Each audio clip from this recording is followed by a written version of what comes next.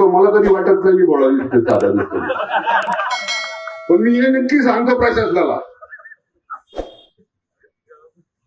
माझ्या पुढे पायवान लिहिलं जातं. ही काय कुठली शाळेतली डिग्री नाही, ही काय कुठली एज्युकेशन मधली डिग्री नाही. ही डिग्री आम्हाला देव, देश, धर्म याचं रक्षण करण्यासाठी मिळालेली होती.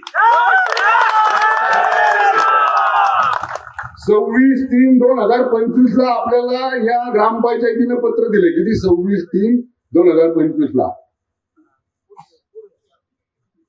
म्हणजे 1 वर्ष पूर्ण होऊन गेलं तरी तुम्ही त्याच्यावर कारवाई केली नाही. या वक्फ बोर्डाच्या संदर्भामध्ये जर तुम्ही कठोर कारवाई करणार नसाल, कायद्याला धरून जर कारवाई करणार नसाल, तर आम्हाला वेगळे मार्ग आहेत.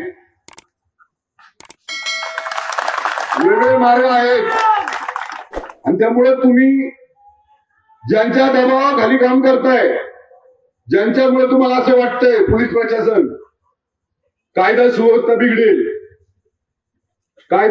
बिघडेल म्हणून तुम्ही जी आंग चोराची भूमिका घेताय, त्याच्यावर मी तुम्हाला स्पष्ट सांगतो,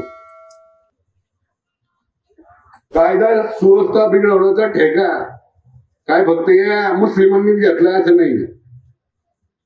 आम्ही जर बिघडवायचं ठरवलं कायदा सुव्यवस्था, आम्ही जर ठरवलं तर ज्या हाताने गाई घालतात त्या हातच धडापासून वेगळे करू,